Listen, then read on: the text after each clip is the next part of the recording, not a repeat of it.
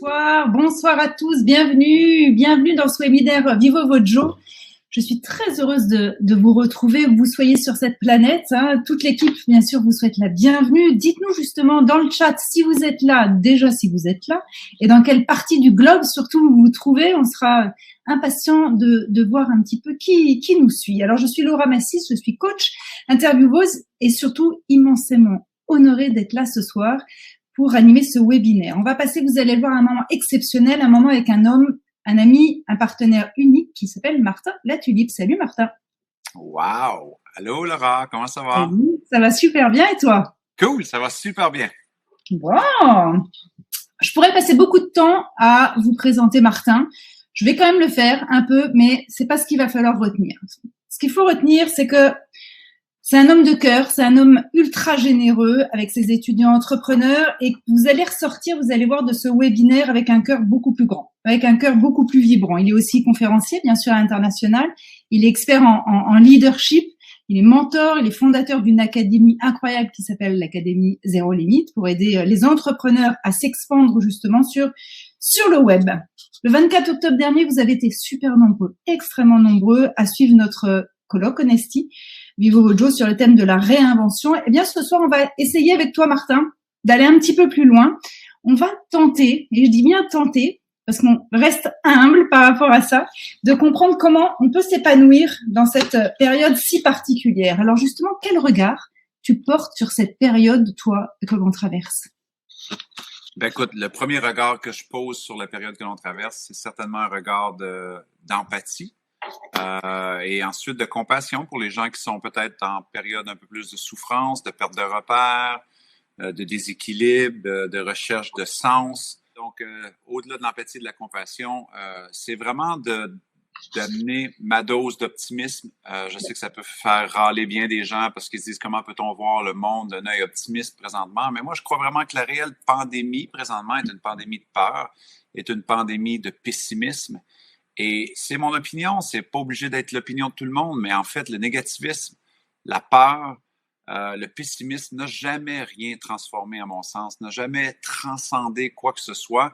Et malgré le fait que je peux avoir énormément d'empathie, de compassion pour des entrepreneurs, pour des amis, pour des collègues, pour des gens, ça ne veut pas dire que c'est facile, là, ce que je dis. Je veux juste dire, on a tous la responsabilité, selon moi, de ressusciter un peu plus d'optimisme parce que la réalité, c'est que l'après-COVID, il y aura un après-COVID, il y aura un après-pandémie. Et ma vérité à moi, Laura, c'est que les gens qui présentement sont en train de se conditionner à voir tout mal, à crier au grand méchant loup pour tout ce qui existe, ben, selon moi, dans l'après-COVID, ils vont avoir souvent la même posture.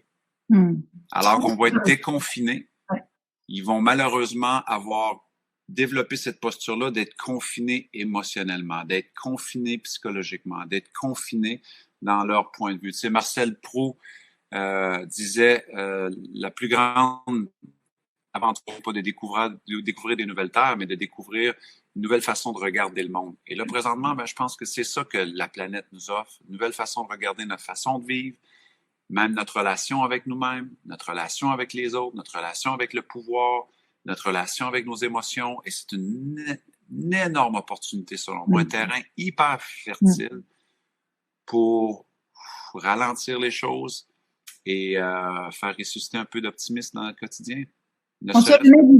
François Lemay disait que c'était une bénédiction, c'était une grâce.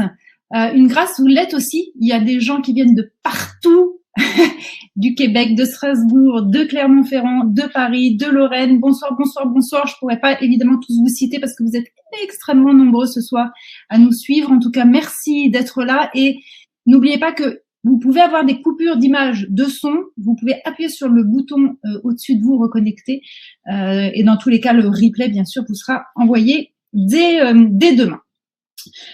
On le sait ici, en tout cas, si vous nous suivez, mais même, on a cette envie-là, on le sait, d'avoir une vie meilleure. On a envie d'avoir cette vie plus jolie, plus belle, plus heureuse. Alors, c'est vrai que pour ça, on écoute des webinaires comme celui de ce soir. On lit des choses, bien sûr.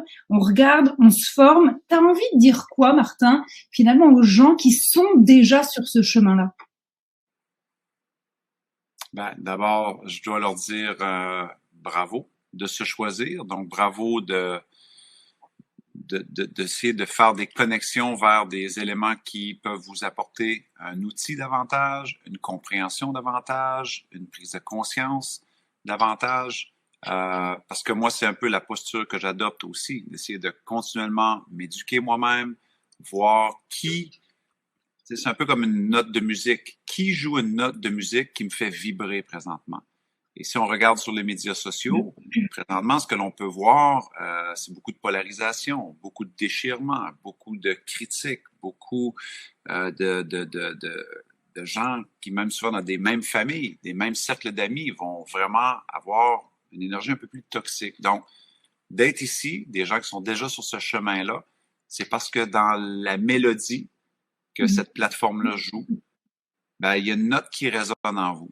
Et quand on a deux notes qui se rencontrent et qui résonnent ensemble, bien souvent, c'est la possibilité peut-être de créer quelque chose ensemble qui est peut-être beaucoup plus mélodieux pour vous. Donc moi, je ne m'entoure que de personnes comme ça, des gens qui ont une note qui me parle. C'est-à-dire que leur note peut être une note de sens, peut être une note énergique, peut être une note positive, peut être une note de spiritualité.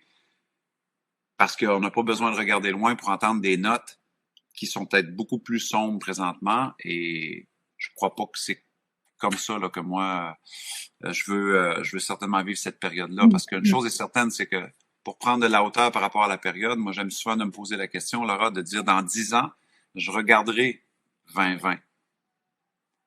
Qu'est-ce que je veux regarder? Quel leader est-ce que j'ai été pendant cette période-là? Quelle énergie, quelle émotion, quelle relation est-ce que j'ai entretenue? Quel leader j'ai été pour mes enfants? Quel leader j'ai été pour ma communauté?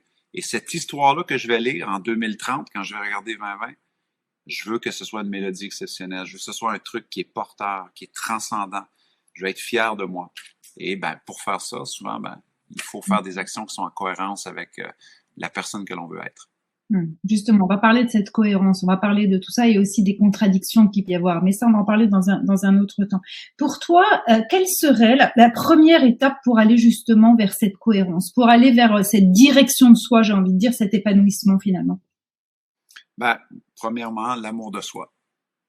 Tu sais, on remarque mal que présentement, il y a plusieurs personnes qui passent la journée à porter des jugements à l'extérieur. On juge le gouvernement, on juge les leaders, les sociétés, on juge. On va mépriser énormément. Et lorsqu'on comprend un peu l'univers des dualités dans lequel on va rentrer un petit peu aujourd'hui, souvent, c'est que ces jugements-là que l'on fait à l'extérieur, ben, c'est des jugements que l'on porte constamment sur nous-mêmes aussi. Et si on se juge nous-mêmes ou on se méprise, évidemment, tout ça, c'est inconscient. Ben, au final, c'est pas un terrain fertile pour faire un premier pas dans la bonne direction. Donc, d'abord, de commencer avec soi-même, de dire quelle relation est-ce que j'entretiens avec moi-même pendant cette période-là. Parce que là, tout le monde cherche à voir ceci n'est pas correct. Oui, mais ça, c'est une relation avec le gouvernement, c'est une relation avec ton entreprise, c'est une relation avec le commerce de ta région, ton beau-père, ta mère, tes amis. Quelle relation toi entretiens-tu avec toi-même? OK? Et je pense que ça commence beaucoup par énormément de bienveillance, énormément d'amour de soi dans un contexte là, dans lequel on est. Du moins, moi, c'est certain vous de mettre votre masque vous-même avant d'aider un autre passager. Et beaucoup de personnes, souvent, ont de la difficulté avec cette image-là parce qu'ils disent ben, c'est tellement égoïste, on est dans un monde où justement, il faut qu'on se fédère, il faut qu'on soit ensemble. Oui, mais comment peut-on être ensemble, unis, si d'abord, avant tout, on ne prend pas soin de nous-mêmes? Donc, pour moi, ça commence par être beaucoup de bienveillance avec moi-même, beaucoup de bienveillance avec la façon dont j'entretiens mes émotions pour m'assurer de ne pas basculer dans la colère, pour m'assurer de ne pas basculer dans les injustices, pour m'assurer de ne pas basculer dans le jugement. Parce que si je fais ça, au final, ça vient chercher la colère en moi. Ça vient chercher le manque d'amour en moi. Ça vient chercher le je suis jamais assez. Si je dis c'est pas assez ce qu'ils font, c'est pas assez ce qu'ils font, et si je mets une lentille sur moi, très souvent, je vais observer que j'ai ce même langage-là. C'est jamais assez ce que je fais. C'est jamais assez bon.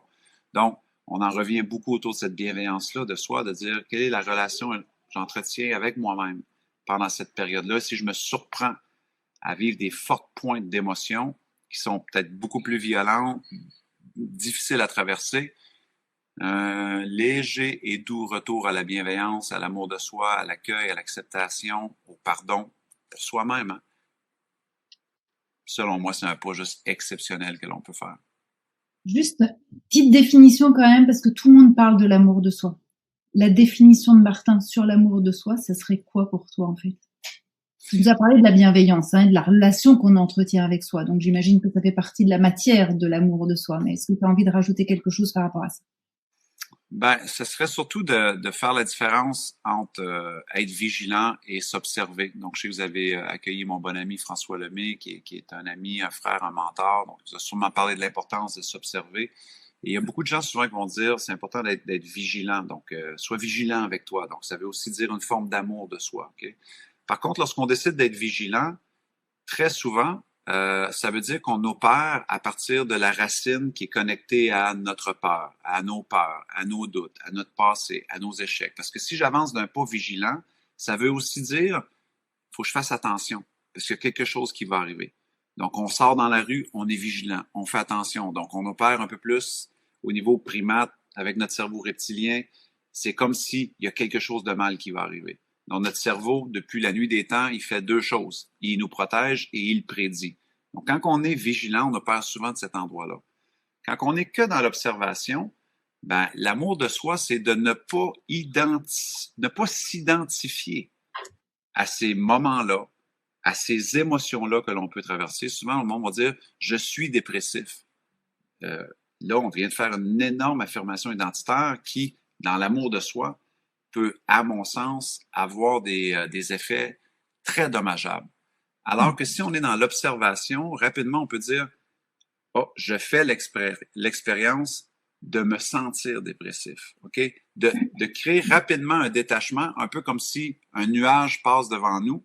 Ben, c'est un fait. Le nuage passe devant moi, mais derrière, le soleil peut être là encore à briller. Mais je vais pas me mettre à en vouloir au soleil, dire qu'est-ce que tu fais, tu fais pas ton boulot, t'es une merde. Non.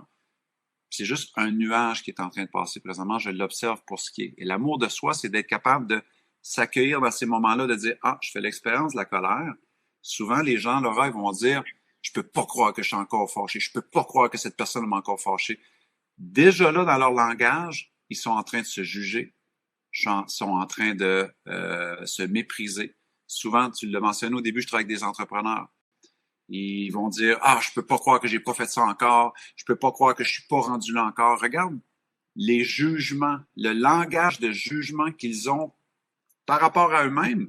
Je comprends ce qu'ils disent. Ça se peut qu'on soit insatisfait, mais tout ce langage-là, souvent, c'est le jugement. C'est pas certainement s'aimer soi-même. Alors, le premier pas de l'amour de soi, c'est d'être conscient qu'on fait des expériences souvent émotionnelles. Ces expériences-là émotionnelles-là viennent souvent, comme on va voir tantôt, du sens qu'on attache aux choses, les émotions qu'on attache à cela, la signification qu'on attache à nos événements. Mais si on ne crée pas un détachement et que on ne le voit pas pour une expérience qu'on est juste en train de vivre, mais c'est pas qui je suis, je vais pas m'identifier à cela, ben, dès que je le détache, ben là, je peux dire, ça, c'est l'expérience que je suis en train de faire. C'est OK. Je suis pas moins pour ça. Je suis pas une moins bonne personne.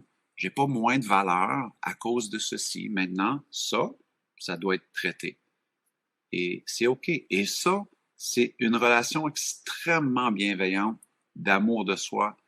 Parce que, en tout cas, moi, je fais juste parler de mon expérience, là. J'étais quelqu'un qui était extrêmement difficile envers lui-même. C'était jamais assez. J'étais souvent insatisfait.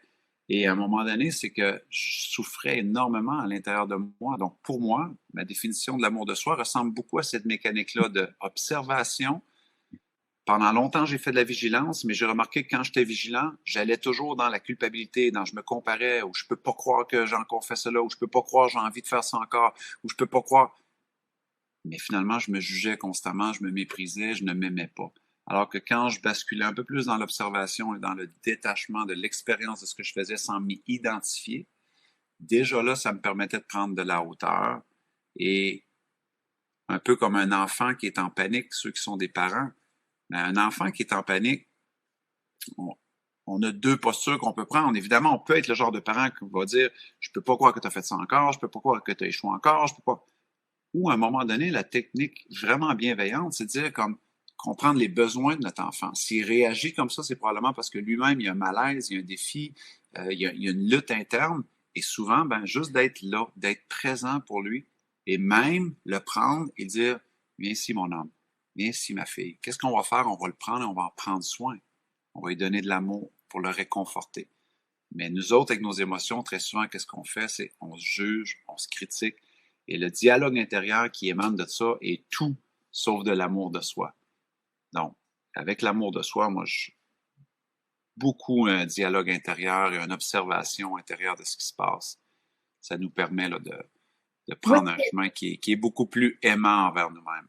Où est-ce que tu en es dans le curseur de 0 à 10, par exemple, sur l'amour de toi-même? Parce que tu te disais il y a quelques instants que tu as été vraiment dur finalement avec toi-même, hein, que tu n'étais pas dans l'amour, tu n'étais pas tombé en amour pour toi en fait. Où est-ce que tu en es aujourd'hui? Ben écoute, si c'était de 1 à 10 et 10 c'était je t'aime à la folie, probablement que je serais à 10 à je t'aime à la folie. Et c'est un sentiment que honnêtement, je croyais jamais vivre de ma vie. En toute honnêteté. Donc, évidemment, au-delà du dialogue intérieur, il y a toutes les évidences de notre amour de soi. Parce qu'évidemment, le cerveau, il y a plein de recherches qui démontrent que le cerveau est beaucoup plus motivé et beaucoup plus engagé lorsqu'il y a des évidences motivationnelles. Donc, c'est pour ça que lorsque quelqu'un va commencer à faire une perte de poids, il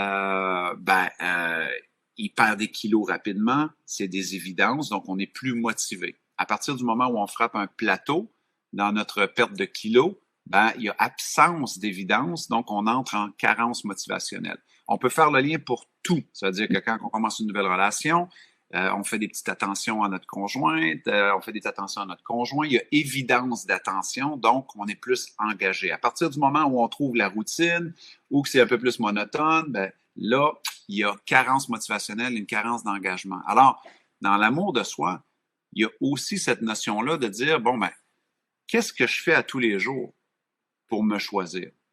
Qu'est-ce que je fais à tous les jours qui va devenir une évidence psychologique, physique, émotionnelle, spirituelle, qui vont être mes signes à moi et mes ancrages qui me disent je m'aime suffisamment pour prendre du temps pour moi-même aujourd'hui et faire ces actions-là. Et moi, j'invite les gens, ça fait maintenant là, plusieurs mois que j'ai fait un méga gros virage, amour de soi et santé, hygiène de vie, ainsi de suite. C'est pour ça que je t'en parle. Parce que là, on a un exemple. C'est pour ça que je t'en parle, parce qu'on a vraiment un exemple sur un plateau. C'est-à-dire toi, en fait. Ah, Martin, tu nous as quittés encore. Je pense que voilà. Tu vas revenir. Ça y est? Ouais, je suis revenu, voilà. Exactement. À chaque fois que tu t'apprêtes à me poser une question épique, je pars et je reviens. J'ai peur de tes questions parce que la dernière fois qu'elle m'a interviewé, j'ai fini à manger un piment rouge sur une scène qui est une autre histoire. Juste une chose, il va y avoir une période de questions-réponses, donc si vous avez déjà des questions qui vous viennent, n'hésitez pas à le mettre dans le chat pour que je puisse les lire plus facilement. Ça serait hyper sympa, gentil de mettre juste un hashtag question, parce que sinon j'ai beaucoup de bonsoir et c'est génial de ça. Mais si vous pouvez mettre hashtag question et la question, et ben on va pouvoir comme ça répondre à toutes les questions de manière plus fluide. Alors ce soir, on va parler de l'univers des dualités. J'aimerais que tu nous dises un petit peu ce que c'est des forces invisibles. Voilà, ce sont des mots qui peuvent paraître un peu particuliers pour certains en tout cas, mais qu'est-ce que tu mets déjà derrière toi ce mot force invisible? Ben, c'est un peu de tout ce dont on parle depuis le début. Je vais vous expliquer juste comment moi je l'ai vécu. Oui. Et donc, pendant des années, j'étais cette personne-là, par exemple, qui voulait avoir énormément de succès. Okay? Donc, je voulais soit avoir un succès financier, je voulais soit être reconnu, je voulais m'épanouir. Et malgré tous les efforts que je faisais, parfois j'avais des petits progrès vers mes succès. Et quand je me rapprochais de ces succès-là, Laura, très souvent, comme des forces invisibles, j'avais des trucs qui venaient complètement m'auto-saboter. Je me mettais à procrastiner davantage, je me mettais à me critiquer, je me mettais à me comparer. Donc, c'est ce que j'appelle des forces invisibles. Et très souvent, ces forces invisibles-là me faisaient quoi? Revenir à la case départ ou même un pas en arrière de où est-ce que j'étais avant même que je me lance. J'étais quelqu'un qui voulait faire des sous, j'étais quelqu'un qui voulait vivre dans la prospérité, et quand j'avais une somme d'argent qui rentrait, comme par magie, j'arrivais à m'auto-saboter, prendre une mauvaise décision avec. Mais pourtant, j'ai pas vu qu'est-ce qui venait me happer, ce que j'appelle des forces invisibles. Ok? Il y a des gens qui veulent être en relation, c'est ce qu'ils désirent fortement, ils se fixent l'objectif d'être en relation, et à un moment donné, ils commencent, tout est beau, ça semble être le bon, mais là, d'une façon inexpliquée, il y a des trucs qui vont se présenter, quasiment invisibles, et qui vont venir en sorte que les arguments vont arriver, on va moins bien s'entendre, et là, on va retourner dans nos mêmes schémas. Alors, moi, ça m'a énormément fasciné de me dire, bon, ben, qu'est-ce qui se passe, Martin? Pourquoi est-ce que tu veux ceci? Mais quand tu arrives si proche ou si près du but, à un moment donné, tes schémas de procrastination, de mauvaises habitudes, d'auto-sabotage éclatent au plein jour. Donc, pour moi, les forces invisibles, ce sont ces forces-là qui m'empêchaient d'être au meilleur de moi-même, alors que je savais consciemment que j'étais capable, que je faisais les efforts, que je travaillais. Je ne sais pas si les gens qui nous écoutent ont déjà été dans cette énergie-là de faire les efforts, mettre le temps, s'investir, mais que pour une raison ou pour une autre, on dirait qu'il y a des trucs qui ne jouent pas en notre faveur. Ouais. Les forces invisibles, encore une fois. Donc, pour moi, c'est ce que ça veut dire, les forces invisibles. Ce sont toutes ces petites choses-là ça vient de où, finalement, la procrastination? Ça vient de où, l'auto-sabotage? Ça vient de où, je suis pas assez? Donc, quand j'arrive à faire mon objectif ou à l'atteindre, je vais me rentrer dans un mode de dévalorisation. Ça vient de où, ça? C'est invisible. Moi, je peux pas le voir. Je peux pas pointer le doigt. Je peux pointer le doigt sur des actions, mais intérieurement, ça vient de où? Donc, c'est pour ça que j'appelle ça des forces invisibles. Mais c'est quoi les premiers pas? Tu parles souvent, Martin, des premiers pas. C'est-à-dire, c'est vraiment faire des évolutions, mais douces, finalement, avec soi-même. Donc, quand tu procrastines, quand tu te critiques, quand tu as des mauvaises habitudes, quand tu es dans un jugement vis-à-vis de toi, en fait, en permanence, pardon, qu'est-ce que tu fais aujourd'hui et quel conseil tu pourrais donner aux personnes qui nous écoutent pour justement changer de système? Premièrement, c'est accepter ces parts d'ombre-là qui nous habitent. Donc, c'est un peu comme si, comme je l'explique dans le programme de Honesty, dont on va parler un peu plus tard, c'est un peu comme si toute ma vie, je voulais cacher les côtés moins bons de moi-même. Donc, c'est un peu comme si on a un ballon de plage et je vais prendre le ballon de plage qui représente tous mes petits défauts, toutes les choses que je veux pas que les gens voient de moi parce que je veux me montrer dans mon côté parfait, je veux me montrer dans mon côté meilleur. Mon ego veut tellement se faire aimer, se faire choisir, se faire applaudir. Ben, tous ces petits côtés-là sombres de moi, je veux pas que les gens les voient. Donc, qu'est-ce que je vais faire? Je vais prendre le ballon de plage et je vais essayer de le rentrer en dessous de l'eau. Je sais pas s'il y a des gens qui nous écoutent qui ont déjà fait l'exercice de prendre un ballon de plage et d'essayer de l'entrer sous l'eau, mais ça prend une énergie de folie parce que c'est difficile. Tu le mets là, puis là, ça sort ici. Tu le mets là, puis ça sort ici. Et là, finalement, tu mets beaucoup d'énergie à essayer de masquer, cacher ces choses-là. Alors qu'au final, c'est extrêmement libérateur de dire, hey, je suis aussi une personne qui adore faire des sous et de l'argent. Je suis aussi une personne qui dit non. Parfois, je suis tout à fait à l'aise à dire non. Si ça déçoit des personnes, c'est ça que c'est. OK? Et à partir du moment où on fait la paix avec se libérer avec notre part d'ombre, dont je vais te montrer parce que tu me connais et tu vas peut-être reconnaître ça en moi, là. Moi, j'étais quelqu'un qui disait oui à tout le monde. OK? Donc, pour moi, me faire aimer, dire oui, la générosité, ça fait depuis que je suis petit que je suis reconnu pour ma générosité. Donc, même Laura, quand elle m'a présenté, a dit, c'est un homme de cœur, il est généreux. Vous allez ressortir d'ici le cœur grand comme ça. Donc, moi, je suis enclin à me faire voir que dans mon côté lumière. Ça veut dire que Martin Latulippe, il est généreux. Si tu collabores avec lui, il dit oui, il est généreux, il est là pour t'aider, il a un cœur grand comme la terre. Donc, moi, je me fais valider pour cette personne-là toute ma vie. En gros, je t'ai validé ce soir, quoi. Tu m'as validé, OK? Mais là, je vais moi-même me dévalider, OK? Faut le faire si tu veux pour toi. Et ce sera très libérateur. Tu vas voir comment ça fonctionne. Tout le monde va apprendre. Et là, la réalité, c'est est-ce que ça me tente de dire non des fois? La réponse, c'est oui. Il y a plusieurs fois que je dis oui au détriment de me dire non à moi. Et là, ça commence à être problématique. Là, on commence à quoi? À vivre en dualité. Dans le mot dualité, il y a le mot duel. Ça veut dire que je suis en dualité avec ce cadeau-là que j'ai, qui est d'être généreux, crée un duel en moi parce que je vais dire oui, même si ça me met en souffrance. Je vais continuer à jouer cette posture-là, même si ça me fait du tort. Et je commence intérieurement à souffrir. Donc, accepter sa part d'ombre, c'est aussi accepter de visiter, de dire, et si je commençais à dire non, en quoi est-ce que ce serait bon pour moi? Et si je commençais aussi à m'exposer en disant aux gens que, hey, je suis cette personne-là, mais je suis aussi la personne qui dit non. Et c'est rien de personnel. Des fois, c'est pour moi. Des fois, c'est parce que c'est non. En quoi est-ce que ce serait bon pour moi? En quoi est-ce que ce serait bien pour ma santé, pour ma psychologie, pour me libérer? Et ce que j'ai remarqué, Laurent, et en fait, c'est pour les gens qui me regardent, là, peut-être juste porter l'attention à l'écran, c'est j'ai passé une partie de ma vie à essayer d'être parfait. Côté lumière. Et personne ne voyait ça ici, le côté ombre. Mais quand on passe sa vie à essayer de se montrer que d'un côté de notre prisme, ben, on est beaucoup moins complet.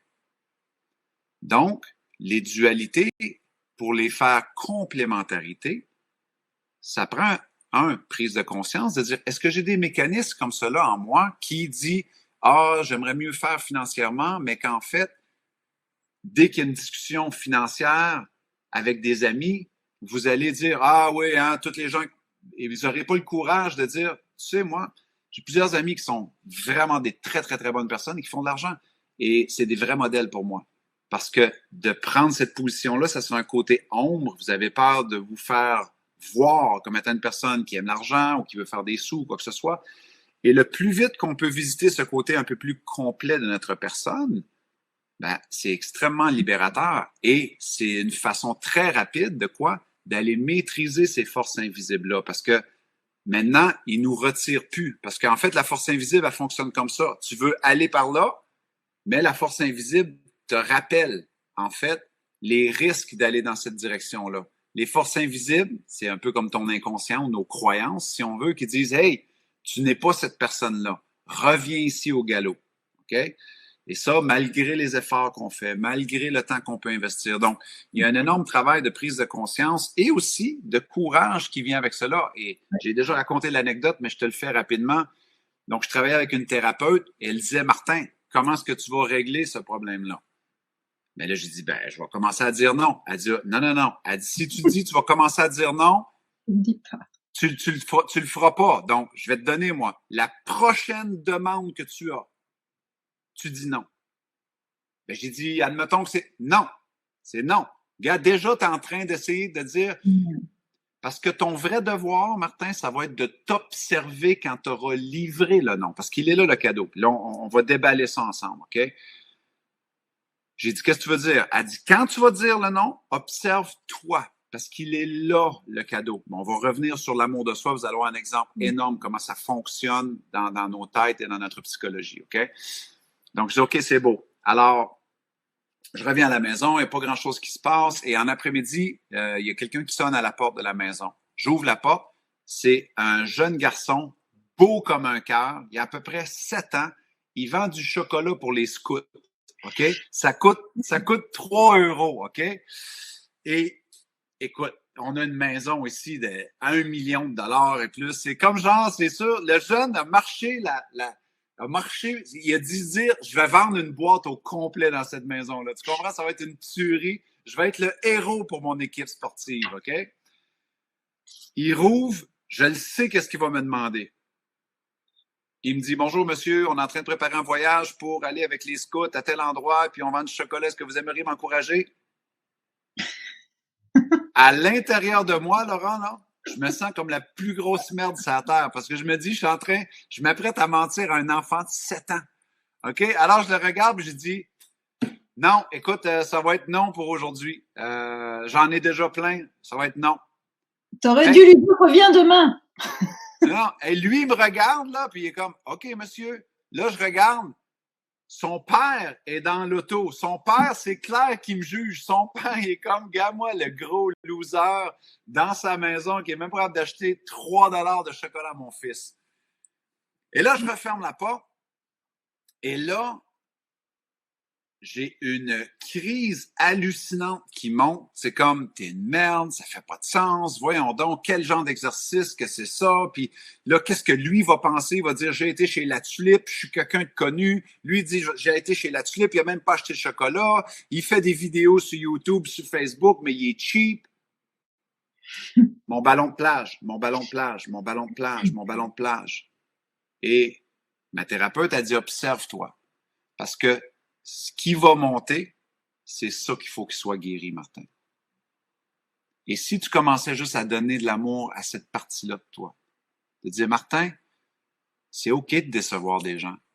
T'es pas obligé d'être parfait. T'es pas obligé d'être aimé de tout le monde. C'est OK. Évidemment, l'exemple était extrême à cause que c'est un petit garçon qui vendait des chocolats, qui était mignon. Mais la réalité, c'est où d'autre où est-ce que je fais ça dans ma vie? Et ça, c'est fatigant. Et ça devient un poids, ça devient extrêmement lourd. Donc, c'est de vraiment être dans cette observation-là, de se détacher, de dire, ah, je suis en train de faire l'expérience de me sentir jugé. Je suis en train de faire l'expérience de penser que je suis moins. Pense-y comment c'est puissant. Je pense que je suis moins parce que je n'ai pas acheté une boîte de chocolat à 3 €. Et ça, souvent, ben, ça vient de notre entrepôt du passé. Les perceptions, les jugements, les échecs, ce que nos parents ont pu nous dire. Donc, souvent, ça fait aussi partie de ces forces invisibles-là. Tu sais, moi, un de mes mentors me dit tout le temps, Laura, change ta relation avec le temps, tu vas changer ta vie. Et qu'est-ce qu'il veut dire avec cela? C'est que le passé et le futur n'existent pas. Je sais que ça peut paraître un peu extrême pour certaines personnes qui nous écoutent ce soir, mais voici un peu ce qu'il dit. C'est que on peut pas retourner visiter notre histoire à partir d'aujourd'hui. On peut pas retourner physiquement dans le passé, OK? C'est passé. Par contre, même après que ça soit passé, la seule raison qu'on va entretenir le passé, c'est à travers d'un dialogue basé sur le sens qu'on a attaché à ce qui s'est passé, les émotions qui en sont découlées et la signification qu'on va bien vouloir y attacher. Et cette construction-là, on l'a fait dans le moment présent. On ne la fait pas dans le passé. L'événement est passé. Mais ce dialogue-là intérieur, automatiquement, va créer quoi? Va créer une biologie autour de nos émotions, va créer un sens très fort dans notre entrepôt de cet événement-là veut dire X. Cette rupture-là veut dire Y, parce que notre cerveau, lui, son boulot, c'est quoi? Nous protéger et prédire. Donc, nos blessures du passé informent nos actions du futur très souvent. Donc, et c'est la même chose pour le futur. Il y a plein de gens qui passent la majorité de leur journée à s'inquiéter sur des trucs qui ne se produiront probablement jamais. Donc, ils prennent des événements futurs qui n'existent même pas, c'est illusion.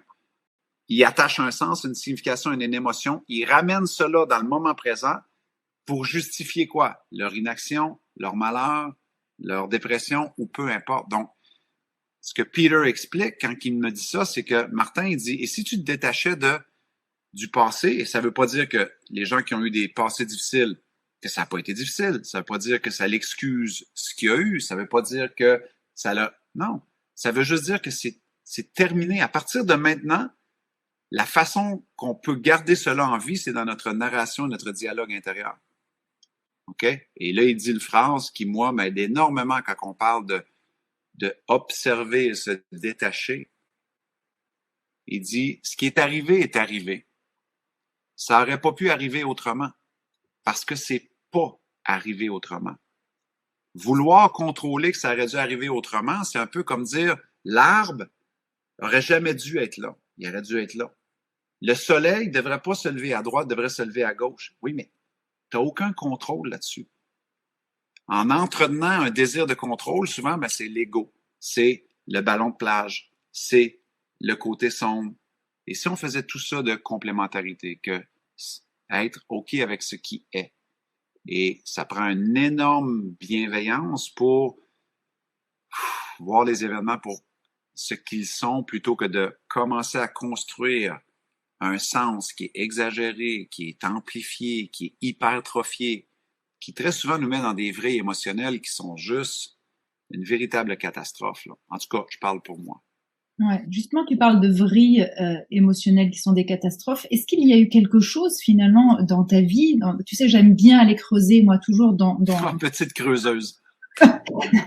dans vos vies, en fait, parce que nos vies, finalement, sont des laboratoires de la vie externe. Donc, l'idée, c'est comment progressivement tu as accepté finalement tes parts d'ombre et qu'est-ce qui s'est passé pour que tu ailles finalement explorer ça et puis te détacher progressivement d'elle. Plusieurs expériences, je dirais que c'est probablement multifactoriel, mais c'est sûr que ma première plus grosse a sans doute été en 2008, quand j'ai eu on va dire, un échec assez public, où est-ce que j'ai dû retourner travailler dans un terrain de golf pendant 6 mois. Donc, à ce moment-là, juste pour que les gens comprennent, les gens qui ne me connaissent pas, j'étais déjà auteur de 2 livres best-sellers. J'étais un conférencier dans le domaine du leadership, du succès. J'avais beaucoup, beaucoup de succès, mais j'avais fait des mauvais investissements financiers. J'avais investi dans des trucs que je connaissais pas du tout. J'avais été complaisant. Donc, j'avais pas pris mes responsabilités quand la récession est arrivée en 2008. J'ai perdu tout près d'un demi-million de dollars en quelques semaines. J'avais plus de boulot et j'étais vraiment en mode survie. Et le fait que les gens à l'extérieur connaissaient la situation, c'était public, les gens voyaient bien que je devais aller travailler dans un terrain de golf alors que j'étais Monsieur Succès, ça a été toute une claque à l'ego. J'ai visité l'humilité en ma foi et la vulnérabilité comme je l'avais jamais goûté. Par contre, quand je suis sorti de cette épreuve-là, mon autopilote était beaucoup encore dans des mauvais fonctionnements. Donc, je n'avais pas compris ce que je t'explique encore, juste on passe quelques années où j'avais des meilleurs moments, des moins bons moments, ça s'améliorait, mais je sentais que je n'avais pas mis le doigt sur ce que je viens de t'expliquer ce soir. Et en 2015, quand mon meilleur ami est mort, Patrick, ça faisait 17 ans qu'on était les meilleurs amis, on était des voisins, il était mon homme d'honneur à mon mariage, j'étais son homme d'honneur, je suis le parrain de son fils, c'était le parrain de mon fils, et il est mort tout bêtement dans un accident de la route à 35 ans. Là, j'ai réalisé que, encore une fois, la vie mettait sur mon chemin une épreuve pour me montrer à quel point je n'étais pas libre, parce que je n'avais pas les outils pour gérer le deuil. J'étais un motivateur, j'étais Monsieur Bonheur, j'étais Monsieur toujours présent, toujours généreux, et ainsi de suite. Et là, en 2015, quand ça s'est arrivé, là, je me suis mis à vriller solide, OK? Je me suis mis à avoir des énormes mauvaises habitudes. J'avais une souffrance interne, Laura, c'est vraiment difficile à expliquer. Seulement des amis très, très proches de moi m'ont vu là, dans des gros doutes, là, où c'est que si tu m'avais pas connu, tu aurais pensé que j'avais une certaine forme de voyons donc, Martin, ça se peut pas, là, c'est pas toi, là, Et j'étais pourtant écroulé intérieurement parce que, justement, on ne m'avait pas donné les outils pour dire, tu sais, Martin, cet amour-là que tu cherches tant, là, tu te l'es même jamais donné à toi-même. Est-ce que c'est vrai ou est-ce que c'est faux? Mais ça vient de où, ce besoin d'amour-là? Et là, on remonte et on s'y est. Et il y a des trucs qui sont quasiment à la limite à cause de ces schémas-là que tu reviens dans la honte. Tu dis, ouais, non, ça se peut-tu fin trentaine, début quarantaine, je me mets à faire de la thérapie. C'est quoi ce truc-là? J'ai pas besoin de ça. Sur la défensive et en résistance totale. Et au final, je suis extrêmement béni d'avoir fait ces vrilles-là parce que sais, je pense vraiment que quand on traverse des grandes périodes de difficultés, c'est extrêmement fertile pour rebondir. Tu sais, phrase sur Internet des fois qui circule qui dit c'est difficile de pousser quand on ne s'est jamais planté en lien avec les plantes. Et, et je pense qu'il y a une partie de vérité là-dedans, que quand on se plante, plutôt que de se juger et de se critiquer ou se mépriser ou s'auto-flageller, et si on essayait de voir le cadeau qui est là-dedans. Et pour moi, le cadeau, c'était un peu d'aller à la source, de dire, Martin, tu es dans cette quête-là de vouloir tellement faire le bien, mais dans ce bien-là, il y a aussi une grande recherche d'amour que tu ne te donnes même pas à toi-même. Donc, tu es un peu comme un puits sans fond. Alors, si tu commençais d'abord par mettre de l'eau dans ton puits à toi et t'accepter pour qui tu es, t'accepter en étant une personne qui est beaucoup plus complète, plutôt que d'essayer d'être parfaite aux yeux de tout le monde. Et si tu faisais complémentarité de tout cela, que tu faisais plus d'espace à la paix d'esprit, plus d'espace à OK, parfait. Je suis tout à fait à l'aise maintenant avec des gens qui vont me critiquer ouvertement, publiquement. Je suis aussi cette personne-là qui se fait critiquer publiquement. Ça change en rien en qui je suis. Donc, j'ai eu plusieurs vrilles au fil des années, mais je pense que mes parents, c'est des gens très, très, très humbles. Tu les as rencontrés d'ailleurs.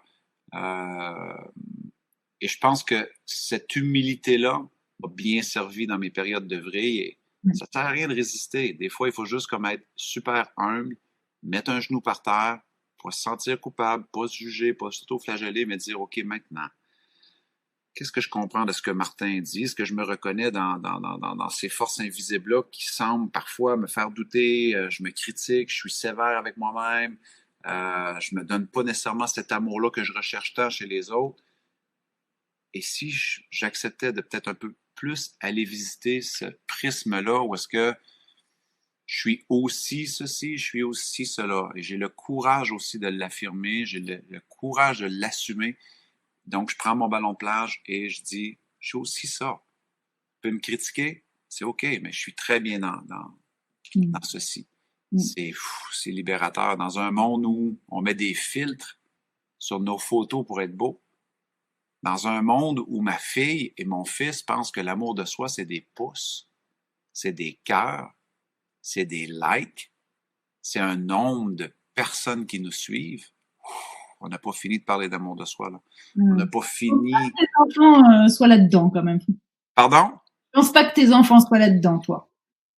En tout cas, ils l'ont été, mais bon, t'as un regard évidemment bienveillant par rapport à ça. Donc, oui, mais il faut toujours recadrer. Il faut toujours recadrer. Tu comprends? Il faut toujours ramener les enfants parce que c'est normal, c'est des enfants. Ils ont un outil dans la main qui est programmé par les plus grands programmeurs au monde, les plus grands neuroscientifiques au monde pour générer de la dopamine. Donc, c'est sûr qu'on compétitionne contre un engin qui est très fort. Mais bon, pour la question de la vrille, oui, j'ai eu plusieurs vrilles. Et je pense que si vous êtes dans une vrille présentement, ça ne sert à rien de faire ce qu'on a mentionné, culpabilité, jugement, mépris, critique intérieure. Non, prenez un peu plus de hauteur et percevez-vous. Vous savez, quand une personne est en train de se noyer, c'est pas le temps de lui crier après pour dire t'aurais dû apprendre à nager, t'aurais dû faire tes cours, pourquoi t'as pas fait tes cours? Mais souvent, c'est exactement comme ça qu'on se parle. On est dans une noyade et on est en train de se parler nous-mêmes, en train de se juger qu'on aurait dû plus vite, on aurait dû faire avant, on aurait dû comprendre. Je peux pas croire que je suis encore là. Imaginez cette image-là. Quelqu'un est dans l'eau en train de se noyer, mais qu'est-ce que tu fais? Je t'avais dit de faire tes cours. Pourquoi tu les as pas fait avant? La personne est en train de caler. Non, qu'est-ce qu'elle a besoin de faire? C'est se faire lancer une corde, une bouée. Et très souvent, quel genre de bouée vous pouvez vous lancer, que ce soit écouter des podcasts, participer à un webinaire comme à soir, appeler un ami. Et par la suite, une fois qu'on est arrivé sur le bord de la rivière, qu'est-ce qu'on fait? On prend une grosse serviette, on la met autour des épaules de la personne et on lui dit « T'es OK? Ça va? »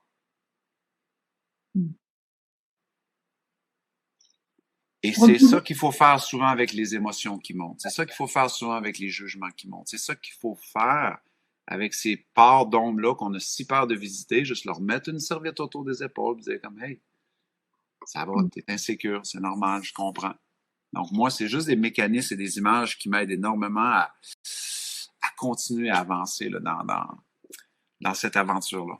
Il y a évidemment des liens avec tous les leaders qu'on reçoit ici sur Vivo Joe. C'est François Lemay qui disait la dernière fois, la vie est amour. Et je m'incline devant la vie. Observez justement ce blocage et inclinez-vous. Et je trouve qu'on est complètement dans cette complémentarité avec ce que tu viens de raconter. Donc n'hésitez pas. Juste, je reviens sur le chat. N'hésitez pas à nous poser des questions. On va prendre d'ici à peu près 10 minutes, 15 minutes les questions et on vous apportera différentes réponses. Juste avant de terminer, par rapport à ce chapitre-là, est-ce que tu as encore des grosses résistances, ou en tout cas des résistances qui font que à chaque fois tu dois te réaligner, tu dois réaligner ton cerveau, tu dois réaligner ton système nerveux pour faire en sorte qu'il aille dans le bon sens? Plus maintenant, donc ça fait vraiment honnêtement, s'il y avait eu COVID à l'époque où je te parlais, j'aurais eu vraiment un mauvais COVID. Maintenant, c'est comme si je m'étais préparé pour le COVID. C'est comme si j'ai relevé différents défis, que ce soit de ne pas consommer de l'alcool pendant une telle période de temps et j'avais pas un problème, j'étais pas alcoolique. Mais pour moi, profiter de la vie, c'était un verre d'alcool. Pour moi, profiter de la vie avec les amis, c'était célébrer avec du vin, de la bière. J'ai fait ça toute ma vie. Donc, de me lancer un défi où est-ce qu'il y a une contrainte, où est-ce que je dois m'observer justement dans ces résistances-là.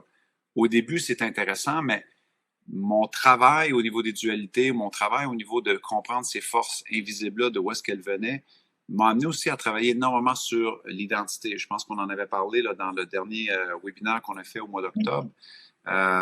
Et pour moi, à chaque fois que je sens peut-être qu'il y a un truc qui est en train de monter, je me rappelle que mon identité, c'est qui je décide d'être à répétition. Donc, ça veut dire que c'est clair pour moi que maintenant, entre mes deux oreilles, il y a une élection au quotidien. C'est soit que je vote pour le parti que je veux qu'il soit au pouvoir, donc ma version idéale de qui je suis, ou soit que je vote pour le parti que je ne veux plus qu'il soit au pouvoir. Donc, la partie de moi qui résiste, qui fait des mauvais choix. Donc, le but, c'est pas d'avoir 100%. Le but, c'est de remporter la majorité.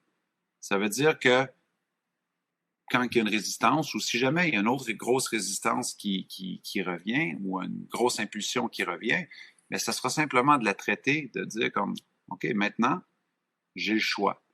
Tout est prise de conscience. Quand on en prend conscience, on peut traiter rapidement c'est quoi nos pensées et nos émotions, mais une fois qu'on a traité nos pensées et nos émotions, le sens qu'on y attache, la signification qu'on y attache, là, c'est là qu'on peut faire un nouveau choix.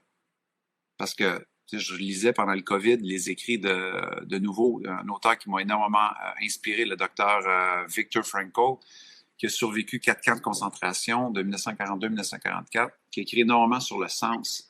Et tu sais, lui, après avoir survécu tout cela, un de ses 5 points à l'intérieur de son livre, c'est que on a toujours le choix de notre attitude.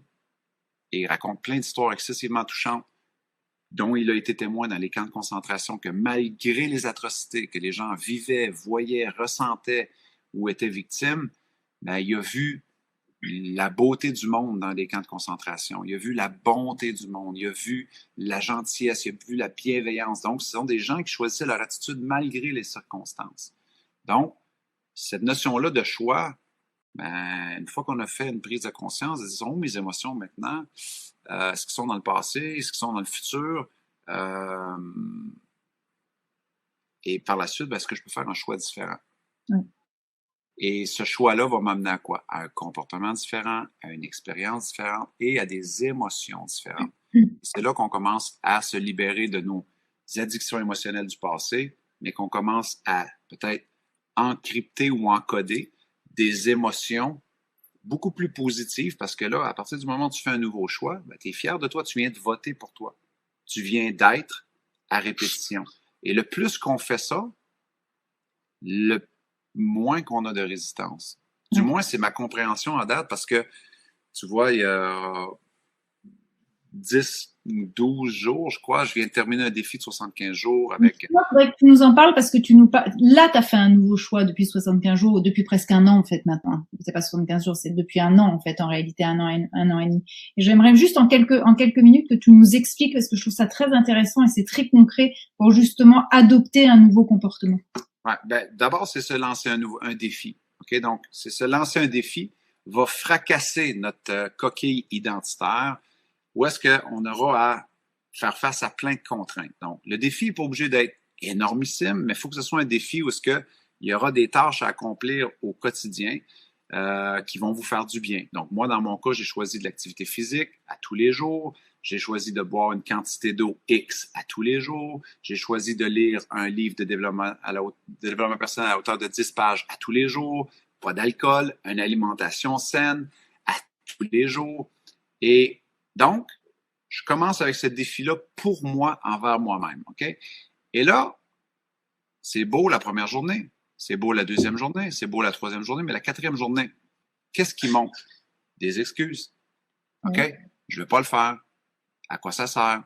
Et ces excuses-là sont justement une opportunité justement d'être traité. Donc, ça devient plus un défi d'amour de soi, de dire comme, hey, est-ce que je peux me choisir suffisamment pour maintenir mon mot et ma parole? Parce qu'en réalité, Laura, puis je le dis souvent à mes étudiants qui veulent plus de confiance en soi, puis qui disent, ah, j'ai pas assez confiance. Et je leur dis, tu sais, la confiance en soi, c'est aussi et surtout la réputation que l'on entretient avec soi-même. Donc, si on se lance un défi, moi, combien de fois avant que je disais je commence à faire du footing demain ou je commence à faire ceci demain ou oui, c'est beau, je vais le faire et je ne le faisais pas, je suis en train d'effriter la réputation avec moi-même. Donc, c'est sûr que je me fais moins confiance. Je ne me fais même pas confiance à moi-même par rapport à mes propres engagements. Donc, souvent, si on part en ingénierie inversée, si on va juste se dire comment je peux améliorer la relation avec moi-même au niveau de ma réputation, dire je m'engage à faire cela, je fais cela et j'y vais. Donc, pendant 75 jours, j'ai fait cela. Ça a été une expérience juste exceptionnelle. J'ai plein de mes élèves. Tu as craqué ou pas? Ah, évidemment, quand je pose une question, moi je pense qu'il appuie sur un bouton, hein, sincèrement.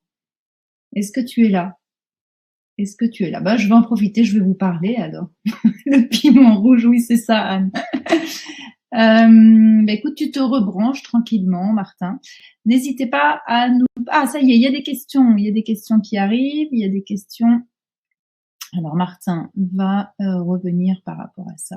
N'hésitez pas à lui poser des questions et à nous poser des questions sur justement ce monde de l'invisible. Des pistes aussi pour effectivement arrêter de procrastiner. Et je vais avancer un peu sur le programme du coup d'Honesty. Hein. C'est vraiment un programme qu'on vous propose ce soir. En fait, Martin fait partie des leaders. Il y a un certain nombre de leaders. Il y a 14 experts. C'est vraiment la force en réalité de ce programme Honesty. Martin vous en parlera parce qu'il a vraiment été l'un des personnes phares en réalité de ce programme-là. Et surtout, ce qui fait vraiment une différence, c'est qu'il y a un certain nombre d'experts qui se sont associés ensemble et qui se connaissent ensemble, qui sont des amis, qui ont extrêmement de sensibilité ensemble. Et en fait, il y a plein de techniques dans ce programme. Il y a du coaching, il y a de la PNL, il y a de l'hypnose. Vous avez des personnalités comme Martin, comme François Lemay, comme Paul Pironnet sur la PNL. Donc voilà, c'est un programme qui vraiment va vous apporter beaucoup de choses. On va en reparler bien évidemment avec lui. Je regarde si on m'appelle en même temps la technique pour me dire où est-ce qu'il en est. Sinon, moi, je peux vous faire un petit pitch aussi sur sur tout ça. En tout cas, sachez que ce programme, il est vraiment passionnant, il est vraiment intéressant. Vous allez pouvoir être accompagné en tout cas pendant 6 mois. Pour améliorer votre confiance et pour vous réaliser pleinement. Et c'est surtout des cycles, en fait, c'est ça qui est intéressant dans ce programme, c'est que vous avez 2 cycles en réalité de 28 jours, et c'est des cycles extrêmement puissants où vous allez avoir pendant finalement 15 minutes par jour pendant 6 mois un rappel. Et Martin vous parlait juste avant qu'il disparaisse et que je lui pose ma question, mais je suis sûre qu'il a appuyé sur le bouton. Il nous parlait justement de ces nouvelles décisions, de cet engagement finalement de ces nouveaux choix. Et ces nouveaux choix, bah, ça peut être ça, justement, d'aller vous former, d'aller écouter, d'aller conscientiser des choses. Donc c'est vrai que la lecture, c'est quelque chose évidemment de formidable dans l'enseignement, mais c'est vrai aussi de se faire accompagner, c'est quand même un plus, c'est quelque chose de supplémentaire. Et dans ce programme-là que vous allez pouvoir avoir l'occasion de prendre, vous avez des coachs en virtuel et vous avez surtout ce rappel, ce rituel de finalement 15 minutes qui nous permettent voilà, de changer de comportement. Donc, qu'est-ce que nous a dit Martin par rapport à ça? Il va me laisser terminer, mais bon, j'espère qu'il va revenir à un moment donné. C'est comme ça. Ce qui est très intéressant par rapport à tout ce qui s'est dit, c'est au niveau de l'amour de soi et effectivement d'aller sur cette distanciation. J'ai quelqu'un que j'admire profondément, qui est vraiment un maître en la matière, qui s'appelle Arash Jarinpour et qui utilise une technique qui s'appelle la satellisation. Et en fait, c'est exactement la même chose. C'est cette manière, comme ça, finalement, d'être en distance et de s'observer, d'observer justement ce qui se passe à l'intérieur de soi, ce qui se passe à l'intérieur de vous-même pour prendre ce recul nécessaire. Martin en parlait tout au long là, des 45 minutes. Il disait ce qui est difficile, et c'est vraiment le premier pas, en fait, finalement, de l'amour de soi, c'est qu'à un moment donné, quand on est dans cet amour pour soi, on a la possibilité, on a cette capacité, en fait, de prendre cette autonomie, de prendre cette distance par rapport à tout ça. Et en fait, ça, c'est vraiment quelque chose de très intéressant sur l'amour de soi. Donc, le premier pas, bien sûr, de l'amour de soi, c'est vraiment de prendre cette distance, de conscientiser et, comme le dit Arash Jarinpour, de satelliser. C'est-à-dire, si vous êtes vraiment, il y a un satellite qui est autour de vous et vous essayez de voir ce qui se joue. Alors, je regarde juste, vous me donnez 2 petites secondes, je regarde où est-ce qu'on en est et s'il se passe quelque chose avec notre ami Martin. Sinon, est-ce que vous avez des petites questions qui commencent à arriver? Je suis une vieille dame, mais j'espère encore et beaucoup. Irène qui nous dit ça. Bonsoir de Beauvais, bonsoir de Martinique. Comment rater Laura et Martin? Inconcevable. Merci Sébastien. On dit Martin, il faut sortir de sa caverne. Alors il y a Johanna qui me dit c'est la plus grande prise de conscience, l'amour de soi. Ben oui, en fait c'est la base, c'est le b.a.-ba vraiment du travail, du travail en fait et du chemin qu'on est en train de faire par rapport à ça. Voilà, à son chemin de vie.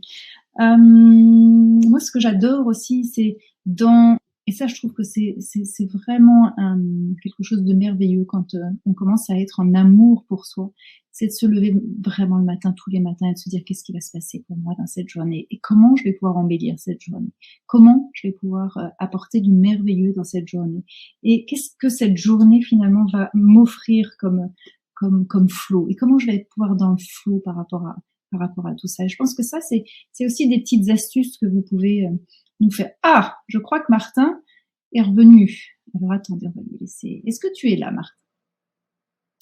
Je suis bien, hein, je suis avec, je crois, les 1500 personnes qui sont là. Dis, comment vas-tu? Est-ce que tu es là? Oui, il est là.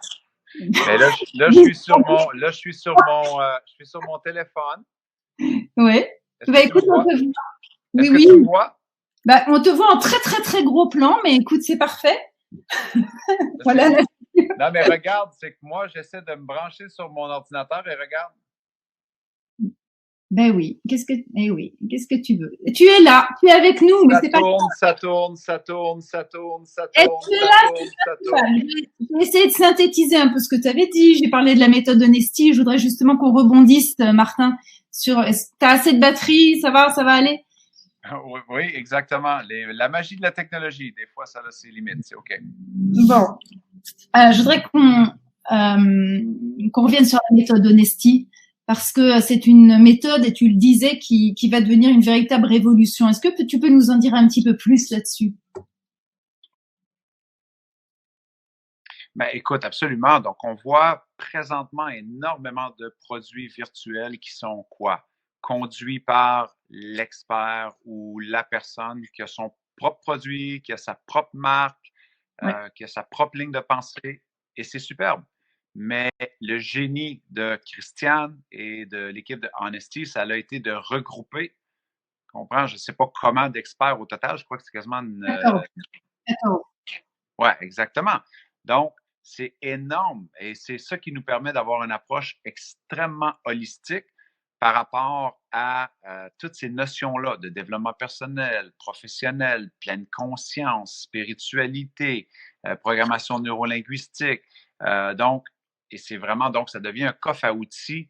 Je veux dire, la qualité des vidéos, la qualité de la production, mais vraiment, si j'avais à dire un élément différenciateur, ça a été de imaginer qu'on met dans une même pièce certains experts les plus reconnus de la francophonie mondiale qui ont des valeurs similaires et qu'on leur dépose des sujets sur lesquels on veut qu'ils parlent et qu'ils fassent progresser les membres du programme Honesty. Et c'est un peu ça qu'ils ont fait. Et ça, je trouve que c'est vraiment un coup de chapeau qu'ils ont mis en place qui apporte une valeur exceptionnelle. Parce que moi, j'aime beaucoup apprendre de des gens diversifiés parce que ça me donne un point de vue, on dirait, un peu plus complet. Qu'est-ce que tu retiens de cette aventure, Honesty? Ben, au-delà des rencontres exceptionnelles qu'on y a fait, donc par exemple en ta personne, au-delà de la grande vision de Christiane, la fondatrice de cela, au-delà de, je veux dire, les commentaires des gens qui ont fait le programme Honesty, je veux dire, pour en avoir lu plusieurs,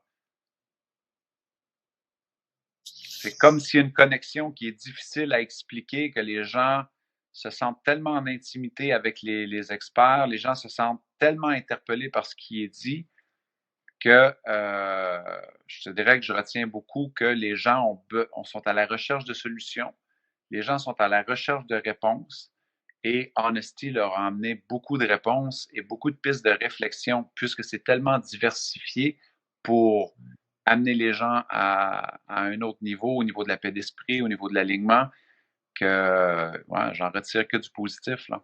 Ouais, je disais, parce que c'est vraiment, on en a parlé tout au long de ce webinaire, l'idée c'est de faire des choix, prendre des décisions, avoir un engagement vis-à-vis de soi. Ce programme, ce qui permet aussi, c'est d'avoir 15 minutes par jour, véritablement 15 minutes par jour pendant 6 mois en fait, à chaque fois un rappel avec des experts différents. C'est bon, Martin?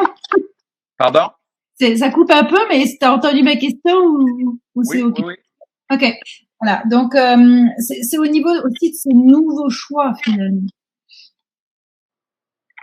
Oui, exactement. Mais nouveau choix. Et en fait, Honesty était des précurseurs, là. Donc, on regarde, ils ont été. Est-ce que tu me vois encore, Laura? Oui, je te vois. Enfin, en tout cas, OK, parfait. vos plans. Ouais, présentement, on parle beaucoup de la tendance des micro-enseignements. Oui. Il faut que les vidéos soient plus courtes. Déjà, à l'époque, lorsque Honesty a fait cette vision-là, donc le programme au complet, comme tu as été dit, a été développé sur des concepts de micro-enseignement, dire quelque chose de facile à consommer, 15 minutes par jour, il y a une leçon, il y a un exercice, donc on est vraiment aussi dans l'action, donc c'est une vraie méthodologie, donc tu sais, c'est pas juste un cours d'information, c'est une méthodologie dans laquelle, si on s'y engage, on fait des nouveaux choix parce qu'on va faire des nouveaux comportements, parce que le programme en soi nous amène à nous engager vers des nouveaux comportements, à tester des choses. Et nouveaux comportements, nouvelle expérience, nouvelle émotion, nouveaux résultats. Dans ce programme, on y apprend plein de choses, de la construction, de la déconstruction, on apprend aussi les rythmes de vie. Là, c'est avec François, on y parle de l'ego, évidemment des résistances internes, des processus aussi, bien sûr, de libération, parce que ça fait partie du grand jeu de la vie, ça. Et ça, c'est des thématiques qui sont au cœur de l'enseignement. Tu nous rappelles, toi, de quel est ton enseignement majeur par rapport à Honesty? Mon enseignement majeur, je te dirais, ma foi, j'ai tellement fait d'enseignement, donc je dis pas qu'il y a plus d'enseignants qui ont fait plus d'enseignement que moi dans Honesty, mais j'en ai fait beaucoup. Je crois que j'ai produit quasiment une quarantaine, sinon plus, soixantaine de capsules pour Honesty. Donc, c'est vraiment... C'est un programme très complet. C'était le début de l'ensemble de mon œuvre, si on veut. Tu comprends? C'était la première fois que je mettais à jour dans un programme beaucoup de mes réflexions sur le bonheur, sur la performance, sur des notions d'identité, des notions de développement personnel qui, moi, m'ont permis de gagner en puissance d'une façon juste exceptionnelle. Donc,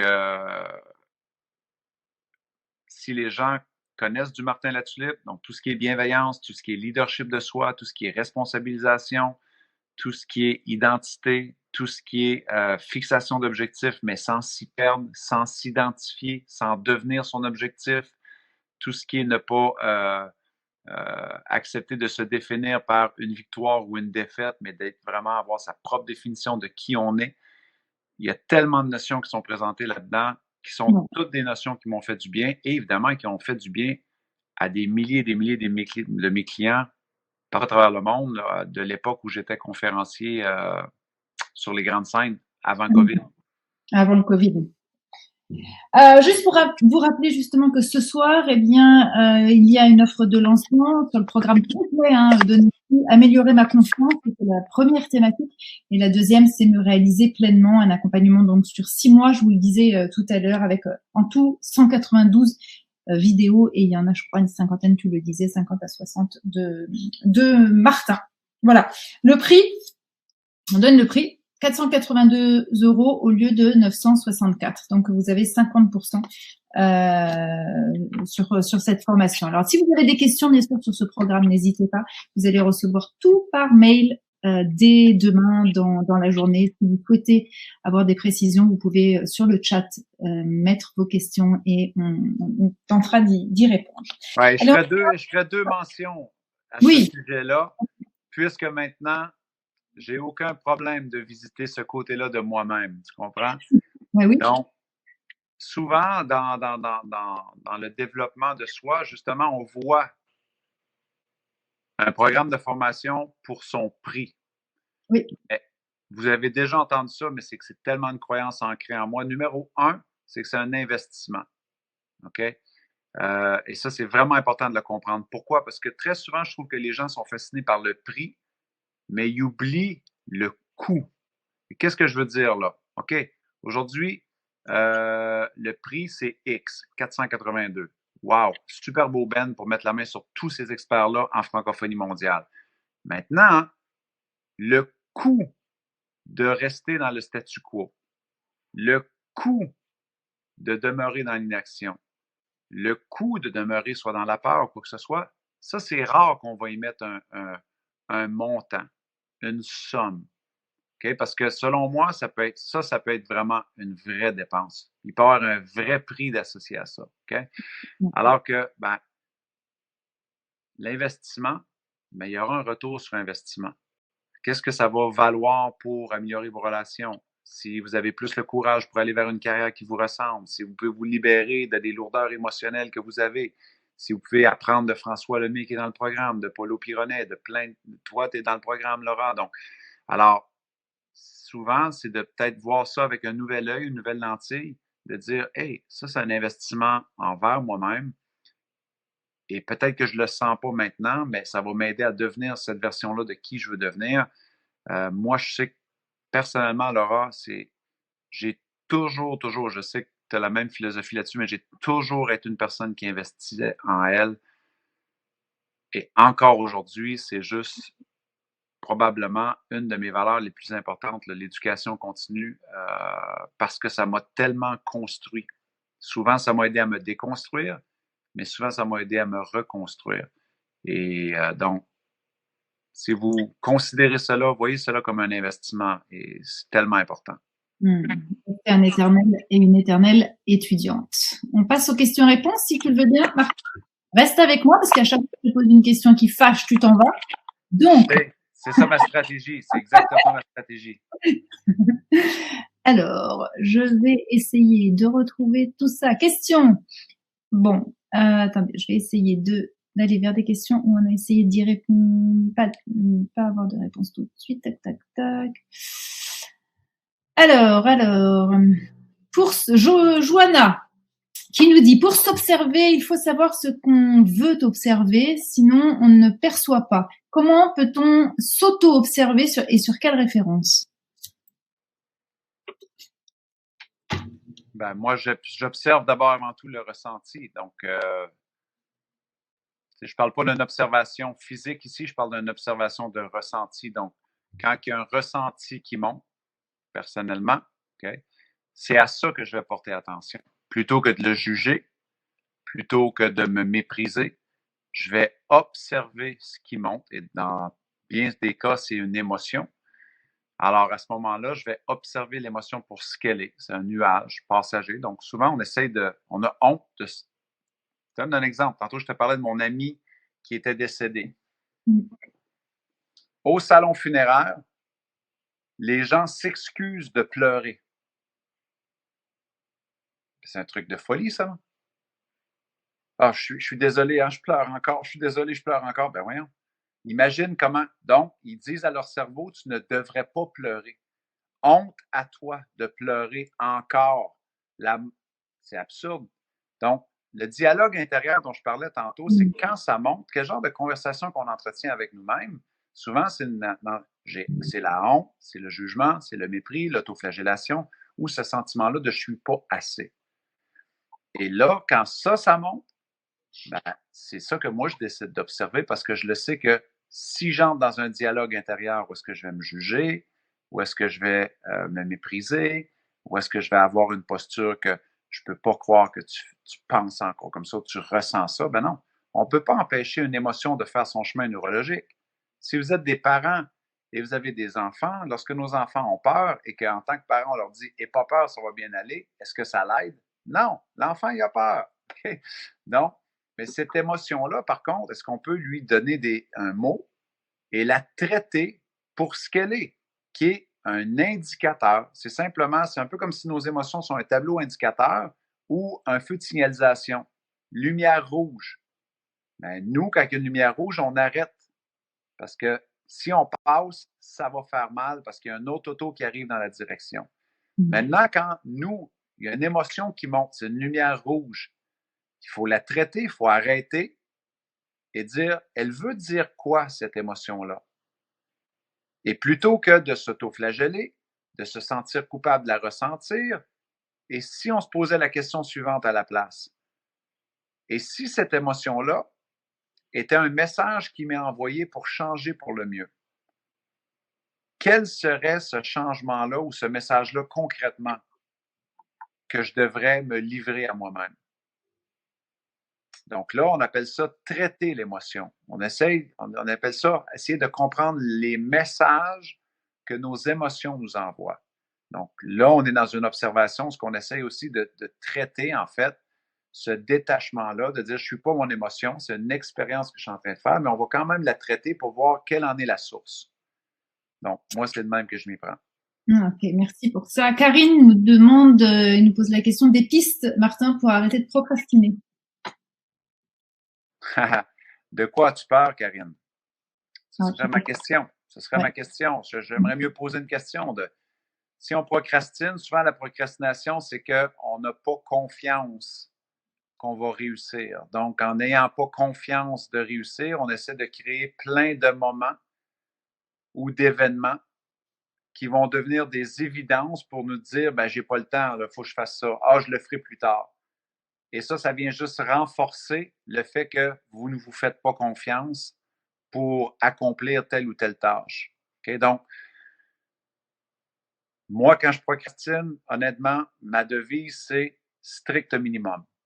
Ça ne me tente pas de le faire, mais je vais y aller strict minimum. Je vais quand même dire à mon cerveau, c'est important pour moi, je vais le faire. Et des fois, je vais faire 5 minutes, mais très souvent, une fois que je suis rendu là, je suis là. Moi, je suis quelqu'un qui, très souvent le matin, j'ai mes gros livres ici dans lesquels j'écris constamment. Et le matin, les tâches qui doivent être faites, je me rappelle pourquoi ces tâches-là sont importantes dans ma mission. Même des fois, quand c'est des tâches anodines qui m'emmerdent, si je ne fais pas la comptabilité avec mon comptable, je vais mettre en péril la santé financière de mon entreprise. C'est important que je le fasse. Si je le remets constamment, je suis en train de me mentir et je suis en train de procrastiner. Qu'est-ce qui me fait peur? Peut-être que je procrastine parce que je ne veux pas voir mes résultats financiers. Peut-être que je procrastine parce que je sais que mes choses ne sont pas à jour. Qu'est-ce qui me fait peur là-dedans? Qu'est-ce que j'évite? Ou en quoi est-ce que je ne fais pas confiance? Oui. Donc, identifier aussi ces procrastinateurs, c'est très important. Donc, quels sont tes procrastinateurs de prédilection?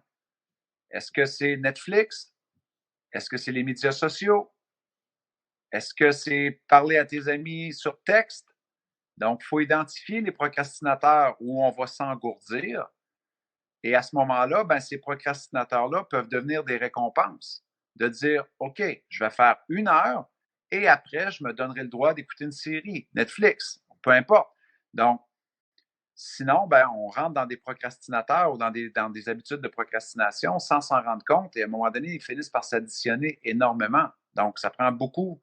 Encore une fois, il faut savoir c'est où est-ce que je perds mon temps, pourquoi que je procrastine. J'ai tendance à procrastiner quand vient le temps de faire quoi et pourquoi je fais cela. Pas dans le sens de jugement, dans le sens de hey, lève-toi et fais le strict minimum. Il y a Odile du Québec. Odile, bonsoir à vous deux. Ma question, comment se libérer vraiment sans culpabilité face aux autres de l'idée que ce soit égoïste, de prendre du temps pour soi, de se remettre au centre de notre vie? OK. Odile, quel gain as-tu? Quel gain retires-tu de continuer à te convaincre que c'est égoïste de prendre du temps pour toi? Parce que la vraie question, elle est là. Parce qu'en continuant à entretenir ce discours-là, tu n'as pas à commencer à prendre soin de toi. Donc, tu n'as pas à faire face, à t'exposer à des gens qui vont te dire Odile, tu es tellement égoïste, tu prends du temps pour toi. Donc, souvent, je comprends la question, mais derrière la question, il y a aussi un gain à continuer à entretenir ce genre de dialogue-là. C'est comme moi à l'époque qui disait ah, ben, tu sais, c'est important d'être généreux, puis il faut absolument être généreux, puis ainsi de suite. Mais comment dire non, tu sais, où c'est tellement important d'être généreux, je vais avoir l'air égoïste. Mais non. C'est qu'à un moment donné, si toi, faire ce que tu fais, ça te rend super heureuse, vas-y, continue. Je ne suis pas ici pour dire à personne quoi faire.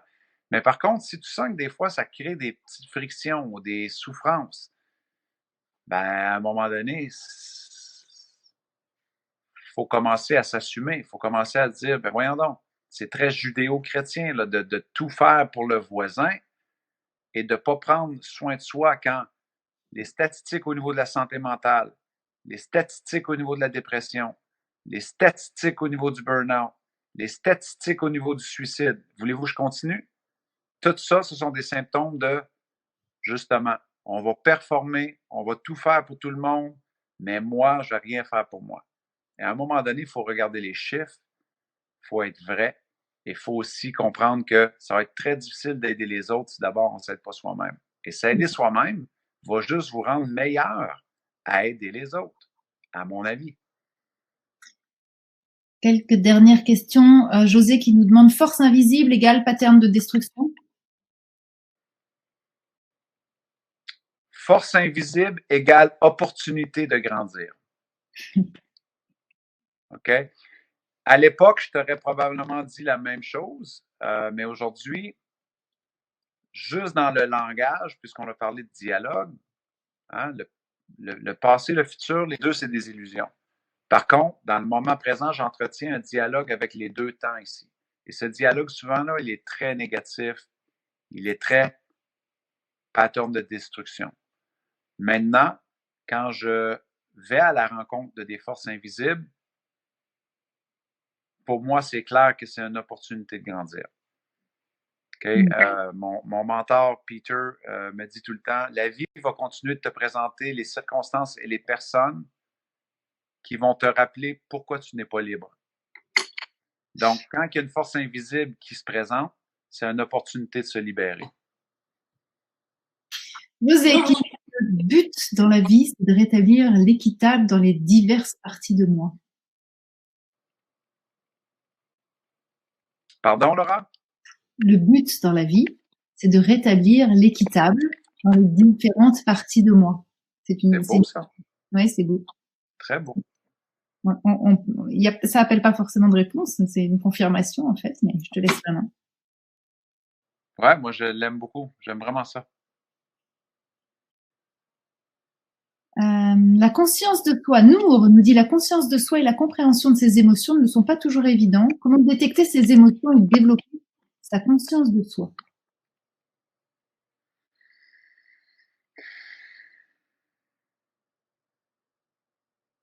Écoute, je ne saurais pas quoi répondre vraiment, Laura. Je ne suis pas un thérapeute, je ne suis pas un psychologue. Tout ce que j'aimerais répondre, c'est que en étant en relation avec ses émotions, déjà là, c'est une grande partie de la confiance, de la conscience de soi.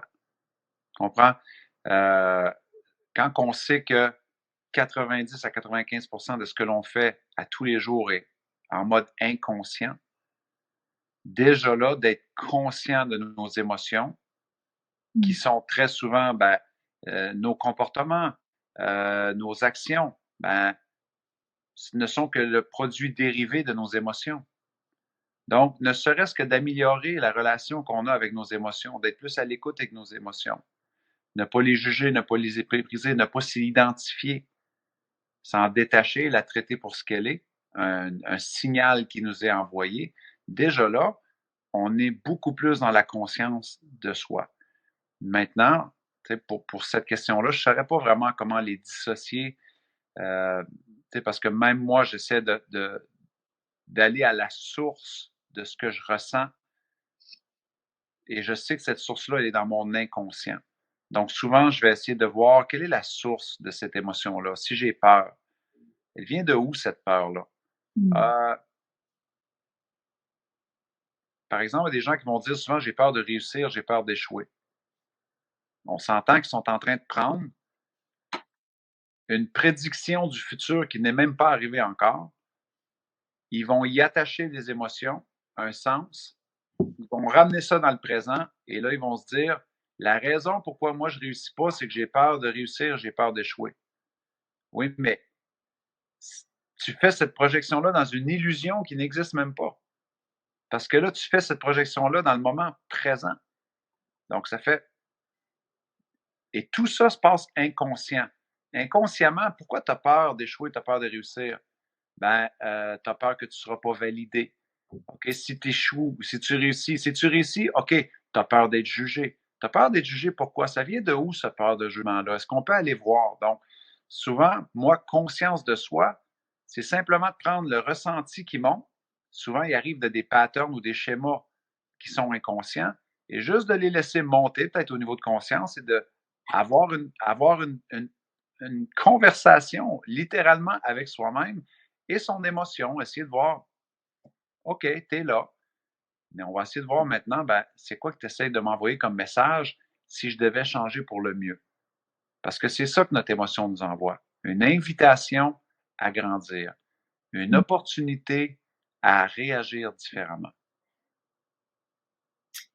Et voilà, merci. On va s'arrêter là, Martin, parce qu'il y a des petits soucis techniques manifestement. Donc, on n'est pas, je ne sais pas si on te voit, si on ne te voit pas, mais en tout cas, écoute, en tout cas, on t'a entendu. C'est le principal. Merci beaucoup pour ton éclairage, comme à chaque fois. J'espère que vous avez trouvé vraiment de la valeur dans ce webinaire. Pardon, il y a eu effectivement quelques petits soucis techniques, mais bon, on est comme ça fait partie. Ce sont les aléas du direct. Merci à toi. Tu m'entends bien, Martin? Est-ce que tu me vois? Moi, je te vois, absolument, mais c'est parce que regarde, moi, mon truc tourne encore. Peut-être un petit mot pour conclure, Martin. Si tu... écoute, encore une fois, désolé pour les soucis techniques, mais encore une fois, si je ne peux que recommander l'aventure Honesty. C'est un réel investissement, mais il y aura, qui dit investissement, dit aussi retour sur investissement. Et là, maintenant, ce n'est pas que financier un retour sur investissement, c'est émotionnel, c'est psychologique, c'est relationnel, c'est tactique, c'est stratégique, c'est holistique, c'est au niveau de la santé. Et c'est vraiment la magie de ce que le programme Honesty a mis en place. Merci beaucoup, beaucoup. Merci Honesty. Merci à toi, Martin. Écoute, on te souhaite une belle journée parce que c'est la journée de chez toi. En tout cas, merci à toutes les personnes qui nous ont suivis. Merci aussi pour le chat. Désolée, on n'a pas pu répondre à toutes les questions. Il y a des gens qui ont des questions qui n'ont pas été posées. Vous pouvez m'écrire sur Instagram. C'est la seule plateforme où je suis réactif. Donc, Martin Latulippe sur Instagram, c'est le seul endroit où c'est moi-même qui réponds aux questions. Donc, c'est pas mon équipe. Ok, merci Martin, merci pour cette précision. En tout cas, si vous avez envie d'aller plus loin, un petit peu plus, vous allez recevoir dès demain, bien sûr, un email où vous aurez toutes les informations et vous aurez tous les détails de la formation et le replay de cette soirée. D'ici là, écoutez, portez-vous bien, soyez doux avec vous-même et surtout donnez plein d'amour de vous et autour de vous. À tout bientôt. Bye bye. Bye bye tout le monde.